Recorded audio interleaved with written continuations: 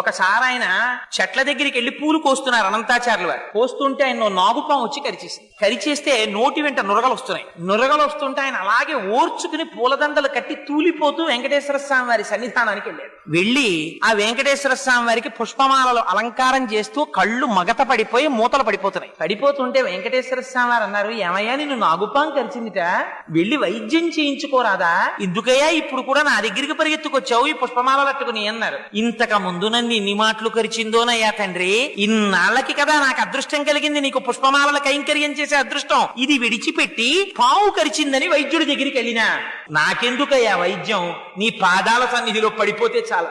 ఒక్కసారి ఆయన తల మీద చెయ్యి పెట్టారు, విషం దిగిపోయింది ఆయనకి. చిత్రం ఏమిటో తెలుసా అండి, అనంతాచార్యుల వారి జీవితంలో పొందినటువంటి గొప్పతనం బహుశా ఎవ్వరూ పొందుంటారు. ఆయన పుష్పవాటికని పెంచితే 8 రోజులు ప్రచ్ఛన్న రూపాల్లో వచ్చి పువ్వులు కోసేశారు పద్మావతి శ్రీనివాసులు. పాపం 8 రోజులు కన్ను రెప్ప వెయ్యకుండా కాపలా కాశారు. అంత వృద్ధాప్యంలో అనంతాచార్యుల వారు ఎవరు పట్టుకుపోతున్నారా పువ్వులని. 9వ రోజున శ్రీనివాసుడికి కరుణ కలిగింది. ఎవడు పట్టుకుపోతున్నాడో చూపిద్దాం ఈయనకి అనుకున్నాడు.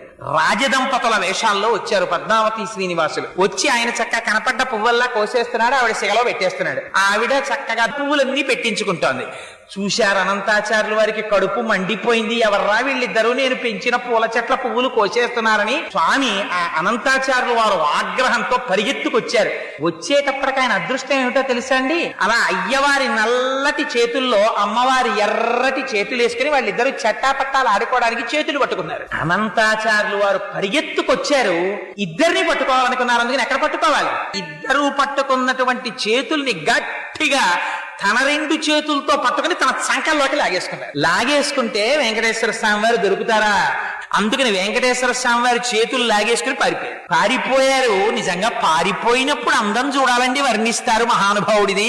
ఆ పరిగెడుతుంటేట ఆయన పెట్టుకున్న ఆభరణముల యొక్క ధ్వని ఘన కన కన కనమని ధ్వని వచ్చిందిట. ఆ చేతులకి ఏం తక్కువ ఆభరణాలు ఉంటాయేమిటి, ఆ నాగాభరణాలు, పెట్టుకున్న కంకణాలు, పాదాలకి పెట్టుకున్న మూపురాలు, నడువుకి పెట్టుకున్న వడ్డానాలు, మెడలో వేసుకున్నటువంటి పెద్ద కౌస్తుభమాల, ఆ పెద్ద వనమాల, పెట్టుకున్న పెద్ద కిరీటం, చెవులకు పెట్టుకున్న పెద్ద పెద్ద ఆభరణాలు, ఇన్నింటితో స్వామి పరిగెడుతుంటే ఇంకో చంద్రుడు భూమి మీద పరిగెడుతున్నాడేమో అనిపించింది. పాపం ఈయన పరిగెడదామంటే ఈవిడ పారిపోతుంది. అందుకని ఈవిడ్ని గట్టిగా పట్టుకున్నారు. ఎవరికి దక్కుతుందండి ఈ అదృష్టం, అటువంటి అమ్మని గట్టిగా పట్టుకుని అనంతాచార్యుల వారు అన్నారు, ఏమీ పిల్ల, ఎవరే వాడు, నీ మొగుడే కదా, ఎక్కడికి పారిపోయాడు అన్నారు. అమ్మంది, అయ్యో తండ్రి, నువ్వు నాకు తండ్రి లాంటి వాడివి, నన్ను గద్దిస్తావెందుకయ్యా, పువ్వుల తోటలో విహరిద్దామని తీసుకొచ్చాడు, వచ్చాను.